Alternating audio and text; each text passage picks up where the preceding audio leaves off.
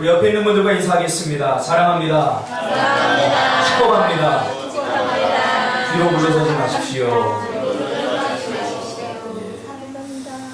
오늘 이 말씀 중심에서 절대로 뒤로 물러서지 마라 라는 제목으로 하나님 말씀 증거하겠습니다. 오늘 본문은 지금으로부터 2000년 전에 초대교회 성도들에게 주신 하나님의 말씀이고, 동시에 오늘을 살아가는 우리 성도들에게도 주시는 하나님의 말씀입니다. 초대교회 성도들은 아주 힘들고 어려운 상황, 즉 고난과 또 죽음의 고통을 맛볼 정도로 힘겨운 박해와 어려움 속에서 믿음을 지키고 신앙을 잘 지켰습니다. 믿음으로 승리했습니다. 그런데 어느 정도 이 박해와 고난이 지나가고 나니까 오히려 교회 공동체가 더 힘들어졌어요. 의심하는 자가 생기고, 복음에서 벗어나는 배교자들이 생기고, 이단에 속아서 넘어가는 그런 사람들이 서서히 생기기 시작했습니다. 힘들고 어려울 때는 믿음을 지키고 또 신앙의 승리를 경험하고 세상에 거룩한 영향력을 미치면서 믿음으로 살았는데, 그 박해의 시기를 잘 넘기고는 어느 정도 평안의 시기가 오니까 오히려 큰 문제가 사라지니까 신앙이 변질되기 시작했다는 말입니다. 그러므로 여러분, 우리가 꼭 고난만이 시험은 아닙니다. 어려움, 박해 이런 것만이 시험이 아닙니다. 오히려 평안하고 안락할 때 그것도 우리에게 시험이 될 수 있음을 우리가 기억해야 됩니다. 오히려 이때가 더 위험하기도 합니다. 왜냐하면 어려움이 오고 문제가 올 때 우리가 바짝 긴장하고 기도도 열심히 하고 주일 성소도 잘하고 하나님께 도움을 구하며 신앙생활도 잘 하려고 하는데, 오히려 편안하고 안락한 시기가 오면 자기도 모르게 나태해져, 느슨해져요. 여름날에 그 전기줄 늘어지듯이 쭉 자기도 모르게 늘어지게 됐으시나요? 여기에 많은 사람들이 당하고 있습니다. 우리에게 새로운 계획과 그리고 새로운 목표, 그리고 도전이 필요한 이유가 여기에 있습니다. 가만히 보니까 봄이 되면 노인들이 많이 돌아가셔요. 그 추운 겨울을 잘 견뎠는데 봄이 되면 장례를 많이 치죠. 제가 시골 교회에 있어보지 않았습니까? 제가 시골 교회 부목사로 한 3년 있었는데 보니까 봄만 되면 장례 치르기 바빠요. 많이 돌아가셔요. 왜 그럴까? 가만히 생각해보니까 긴장을 늦추어서 그런 거 아닐까, 이런 생각을 해봅니다. 우리에게도 긴장을 늦추는 그 순간 우리의 신앙이 무너지게 되어 있습니다. 그러므로 새로운 계획과 목표, 새로운 도전, 이런 것들이 우리에게 필요합니다. 한 고비의 산을 넘으면 또 한 고비의 산이 기다리고 있는 건 우리 경험을 통해서 잘 배우지 않았습니까? 그렇죠? 한 고비 넘었다고 인생이 다, 모든 것이 다 끝나는 게 아니에요. 내 인생이 이제 시온의 대로가 쫙 펼쳐지는 게 절대 아니에요. 한 고비 넘으면 또 한 고비가 옵니다. 그 고비를 넘으면 또 한 고비가 옵니다. 그러니까 신앙생활은, 우리 인생은 탄탄대로를 걷는 게 아니에요. 그 산 고비를 우리가 어떻게 믿음으로 잘 넘느냐, 이걸 배워가는 거고, 이걸 트레이닝하는 거지, 하나님께서 주신 시온의 대로, 쫙 열려진 대로를 우리가 걷는 건 아닙니다. 그러므로 한 고비를 넘으면 또 다른 목표를 세워야 되고, 또 더 다른 도전을 해야 되는 거예요. 이것이 맞습니다. 물이 고이면 썩게 되어 있습니다. 죽은 시체에 파리가 꼬이게 되어 있습니다. 왜 그래요? 우리가 파리가 올라오면 우리 즉시 딱 때려버립니다. 파리가 끼지 못하고. 근데 시체는요, 죽었기 때문에 파리가 아무리 깨도 가만히 있어요. 죽은 신앙은 반응하지 않는 거예요. 말씀을 들어도, 또 하나님께서 주시는 도전의 말씀을 들어도 그러려니 하고는 가만히 있는 거예요. 회개하고 삶을 바꾸고 내가 더 다른 목표와 위대한 비전을 가지려고 하는 거룩한 반응이 없어요. 신앙이 죽었기 때문에, 믿음이 죽었기 때문에 그런 거죠. 그래서 히브리서 기자는 승리하는 법을 잊어버린 초대교회 성도들에게 이전에 그들이 온갖 고난을 다 참아내며 신앙생활하며 세상을 이기었던 그 승리의 비결을 다시 기억해 주고 싶은 거예요. 그래서 오늘 본문을 쓴 거예요. 이렇게 하면 너희가 승리할 수 있음을 다시 깨우쳐주고 싶은 거죠. 다시 말하면 너희들의 신앙의 전성기, 너희들의 인생의 전성기가 언제였느냐? 그때 그들은 어떻게 신앙생활하고 어떻게 기도생활을 했느냐? 그것을 다시 깨우쳐주고 싶습니다. 한마디로 초대교회 성도들은 승리의 법칙을 잊어버린 거지. 그러므로 다시 상기시켜서 다시 회복할 수 있도록 그렇게 하기 위해서 쓴 성경이 바로 히브리서입니다. 전쟁을 치르는 장군들이 가지고 있는 하나의 룰이 있다고 합니다. 그건 뭐냐면 자신의 병사들을 첫 전투에서 무조건 이기게 해야 한다는 거죠. 왜냐하면 첫 전투에서 져버리면 그 패배주의, 그 실패가 다음 전쟁을 치르는데 너무나 마이너스로 작용한다. 한 번 져봤기 때문에 또 지지 않을까? 그 패배주의가 온 군영에 엄습한다는 거죠. 그런데 첫 싸움에서 이기면 그 다음 싸움에서 이길 확률이 80% 이상이라고 합니다. 왜?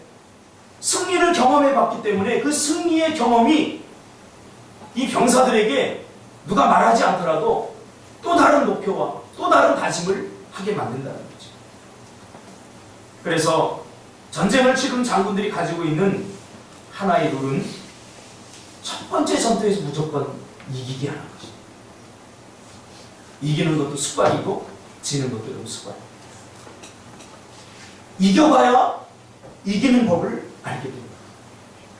제 친구들 만나서 이렇게 이야기하다 보니까요, 이 교회 성도님들이 가만히 관찰해 보니까 부자가 실패해도 또 다시 부자가 될 확률이 높다는 거예요. 왜요? 부자는 돈 벌어봤거든요. 돈을 어떻게 하면 벌게 되는지 알거든요. 그러니까 순간의 실수로 모든 걸 다 잃어버린다고 할지라도 돈 버는 법을 알아봤기 때문에, 돈을 벌어봤기 때문에 또 돈을 벌 수 있다. 근데 가난하게 사는 사람은 부자가 되지 못해봤기 때문에 늘 가난하게 산다는 거예요. 근데 제가 그 말을 듣고 눈이 확 뜨였어요. 우리 교회 성도들도 일단 부자가 되보시기 바랍니다. 그렇게 얘기해요. 아니, 부자가 될 줄 몰라서 못하나. 바로 이겁니다, 답이. 그러니까 부자가 되는 방법이 무엇인가를 우리가 고민하고 기도해봐야 돼요. 취업도 마찬가지예요. 요즘 우리 청년들이 취업에 관심이 있어서 또 취업할 시즌이 돼서 저도 같이 고민을 하고 있어요. 왜 요즘 젊은이들이 취업을 못하는가? 왜 취업이 안 되는가?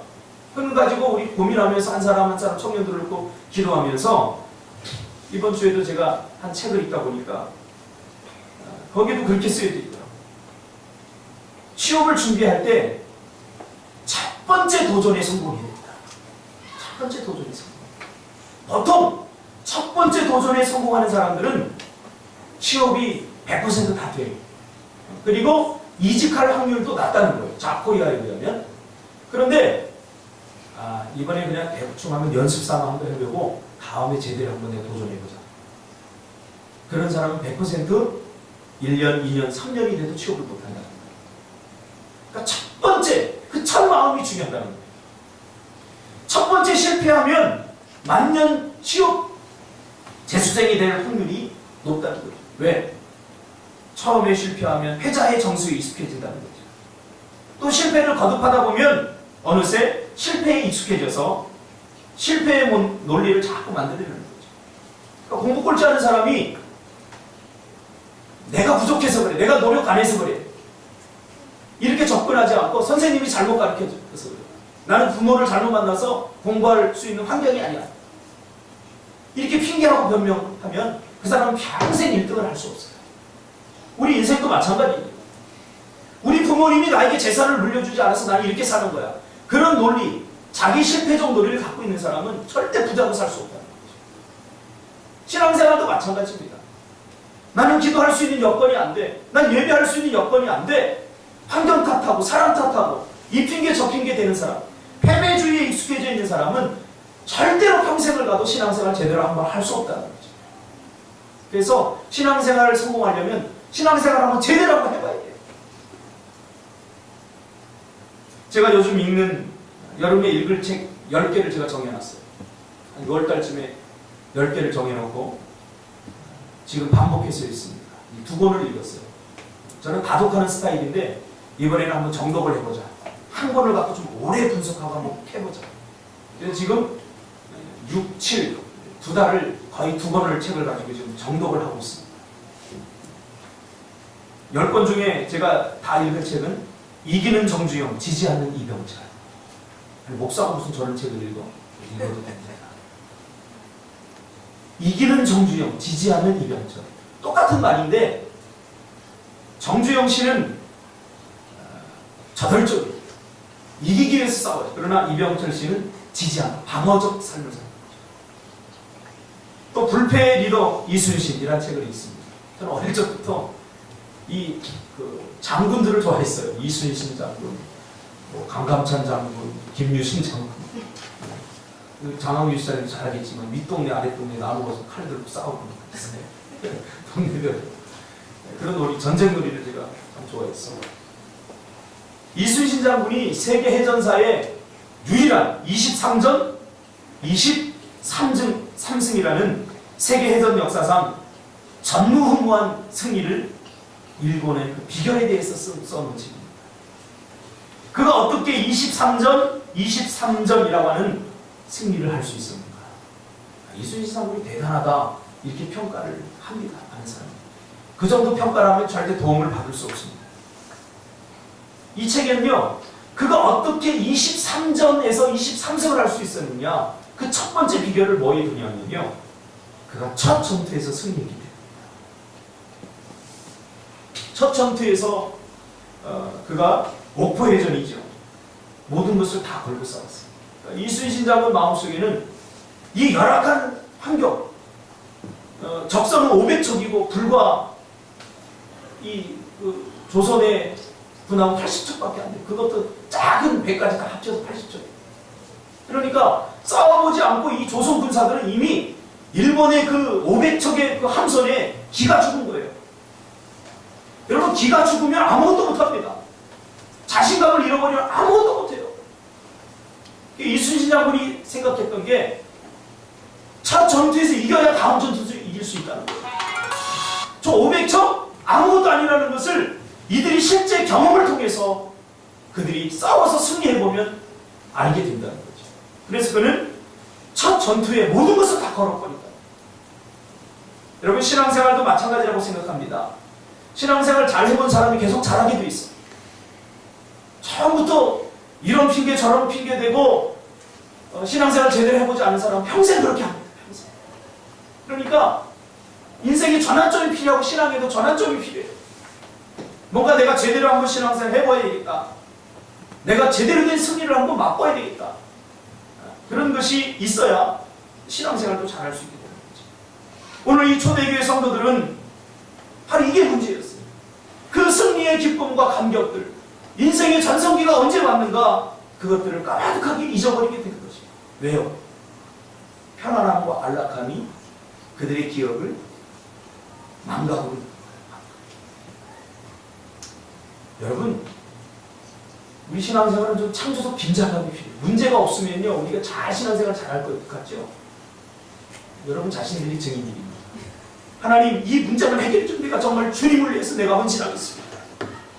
이 문제만 해결해 주면 내가 주님을 위해서 더 많이 헌신하겠습니다. 근데 정말 그렇게 했나요? 아니요. 언제 우리가 신앙생활 정말 정신 차리고 제대로 했나요? 어려움이 오고 문제가 있고 힘들고 그럴 때, 고난이 올 때부터 신앙생활 기도라도 한마디 더 하고 그랬잖아요. 그러니까 창조적 긴장감이 우리에게 필요하다고. 그러니까 초대교회 성도들의 그 신앙의 전성기가 언제였느냐? 로마 군병들이 막 박해를 해도 나는 절대로 주님을 배반할 수 없습니다. 그러면서 막 밤새고 강력하게 기도하고 예배하고 그럴 때가 언제였느냐? 박해가 시간이에요. 박해가 시간. 오히려 편안해졌을 때 한번 어디 쉬어볼까? 그러다가 끝나버려요. 그래서 히브리서 기자는 승리의 비결을 잊어버린 채 무기력해져 있는 이 초대교회 성도들을 향해서 승리의 세 가지 비결을 이야기해 줍니다. 첫 번째, 담대함을 버리지 말아야 된다.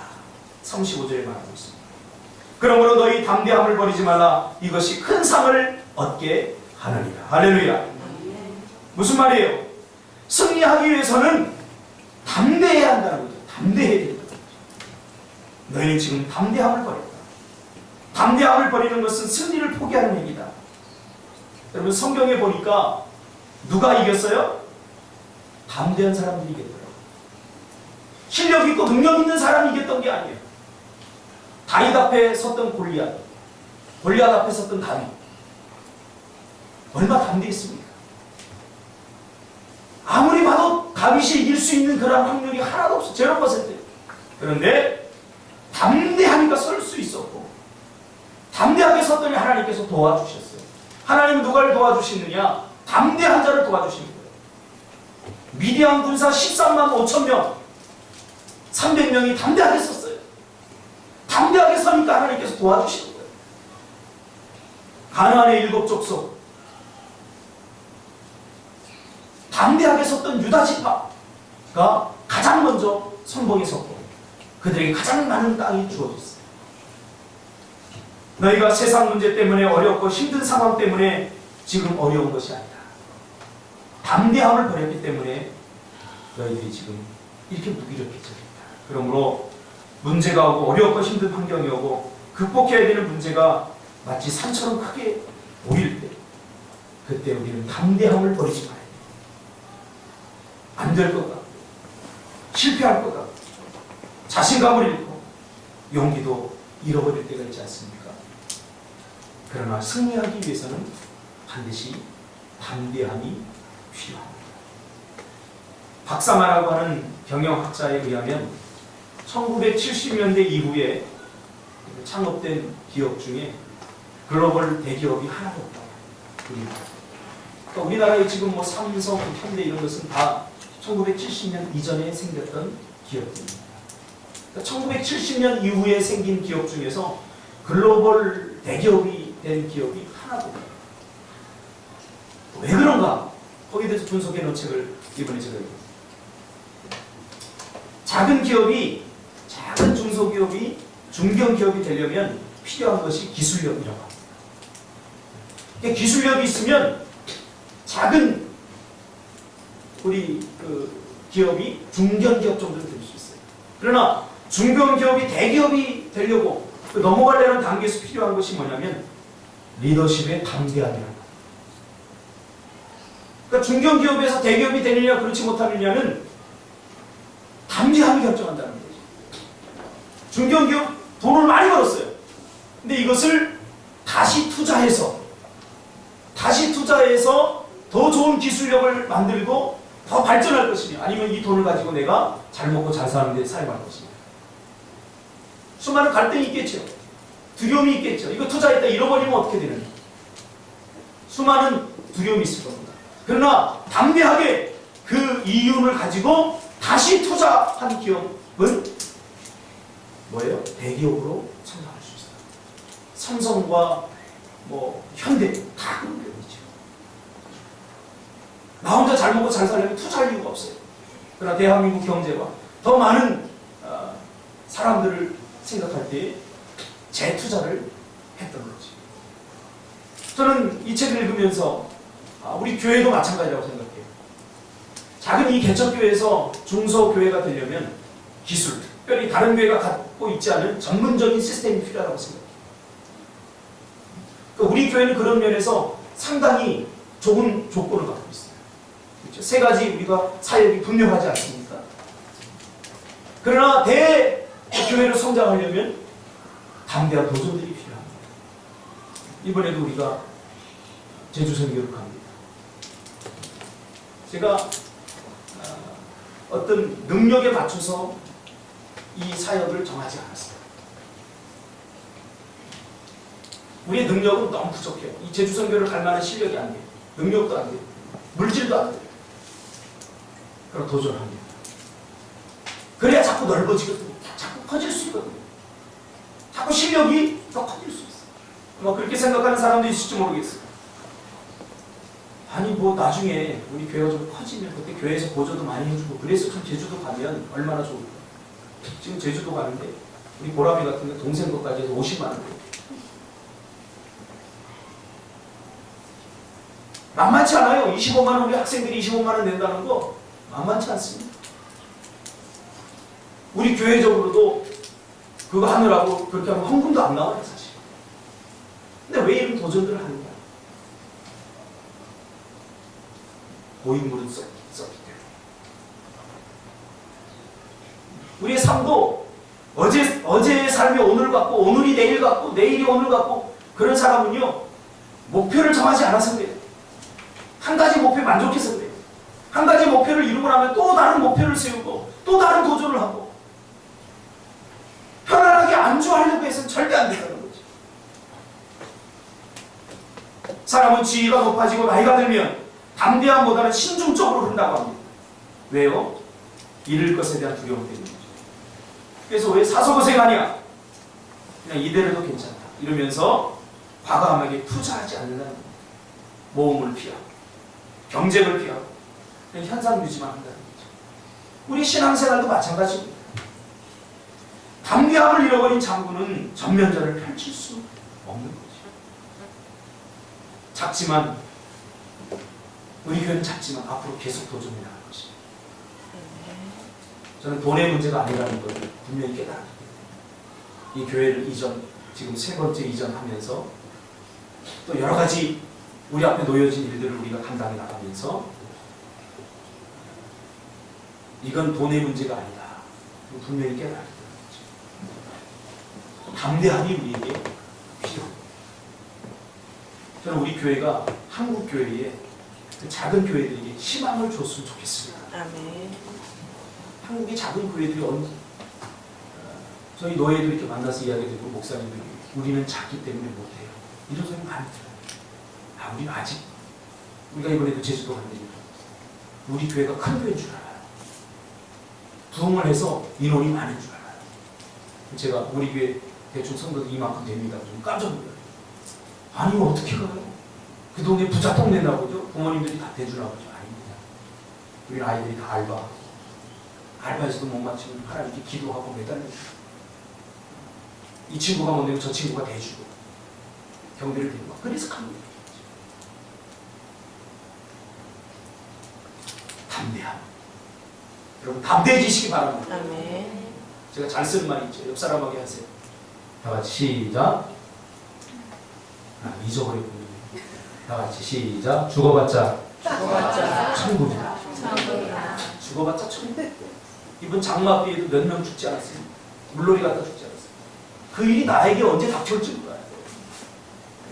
좀 마음껏 좀 하나님께 헌신하고 죽어봤자 우리 천국 아니에요. 좀 담대해지시기 바랍니다. 여기 담대함이라는 말을 공동번역, 표준 번역에서는 확신과 믿음으로 번역했습니다. 믿음의 확신을 버리지 않을 때 큰 상을 받을 수 있다는 거죠. 무엇에 대한 확신과 믿음입니까?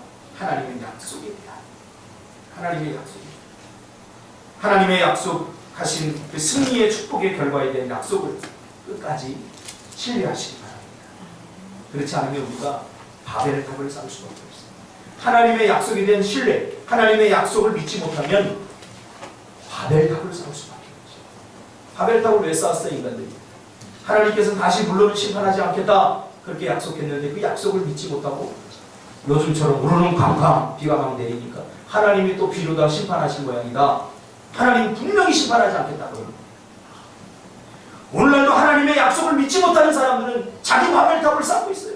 자기 열심을 의지하고 자기 힘을 의지하고 자기 판단과 자기 능력을 신뢰하고 그렇게 살아가고 있어요. 이게 자기 바벨탑입니다. 무엇보다 하나님은 나를 위한 놀라운 계획을 가지고 계신다는 이 사실, 나를 축복해 주신다는 이 약속을 여러분 든든히 믿으시기를 주님의 이름으로 축복합니다. 두 번째 승리의 비결은 36절에 나옵니다. 인내하라. 너희에게 인내가 필요함은 너희가 하나님의 뜻을 행한 후에 약속하신 것을 받기 위함이라. 약속하신 것을 받기 위해서 무엇이 필요하다고요? 인내가 필요하다는 거예요. 하나님의 축복은 인내하는 자의 것입니다. 기도하는 자의 것이 아니에요. 하나님의 약속은 바로 기도하고 하나님이 주실 것을 기대하며 참고 기다리는 자의 것이다. 기도만 딸랑해놓고 하나님 안 주시네? 그리고 기도를 포기하는 자의 것이 아니라 끝까지 기도를 포기하지 않으면서 하나님이 주실 것을 인내하며 기다리는 자의 몫이라는 거예요. 그러므로 내가 먼저 나서고 싶은 욕망을 참고 기다려야 됩니다. 조급함은 우리를 실패로 이끕니다. 우리의 문제가 뭡니까? 기도하지 않음의 문제가 아닙니다. 헌신하지 않음의 문제가 아닙니다. 기도도 하고 예배도 드리고 헌신도 잘하는데 기다리는 것을 잘 못합니다. 내가 원하는 시간에, 내가 정한 시간, 그 시간을 내가 정해놓고는 그때까지 하나님 주시지 않으면 실패하고 좌절합니다. 기다리는 것을 못해요. 기다리는 것은요, 내가 시간을 정한 것이 아니라 하나님이 정한 시간까지 기다립니다. 하나님께서 요단강을 여시고 홍해를 가르실 그 순간까지 기다려야 되는 거지. 기다리는 법을 여러분 배워야 돼요. 인내 없이 이루어지는 것은 아무것도 없습니다. 인내란 내가 할 수 있는 것이 아무것도 없어서 무작정 참아내는 것이 아니지. 내가 할 수도 있고 내가 할 수 있는 능력도 있지만 그러나 하나님께서 하실 때까지 기다려줍니다. 못하면서요? 기도하면서. 아무것도 하지 않으면서 기다리는 것은요, 그냥 방치하는 거지. 그 기다리는 게 아니에요. 성경을 보니까 하나님의 축복은 약속의 형태로 주어졌습니다. 약속의 형태로 하나님 축복이 주어졌기 때문에 이걸 받으려면 인내가 필요합니다. 하나님의 때, 하나님의 정한 시기까지 여러분 기다리시길 바랍니다. 조급하면 내 방법이 나오게 되어 있습니다. 내 수단이 나오게 되어 있습니다. 사울왕처럼 말이죠. 기다려야 되는데 기다리지 못하고 블레셋이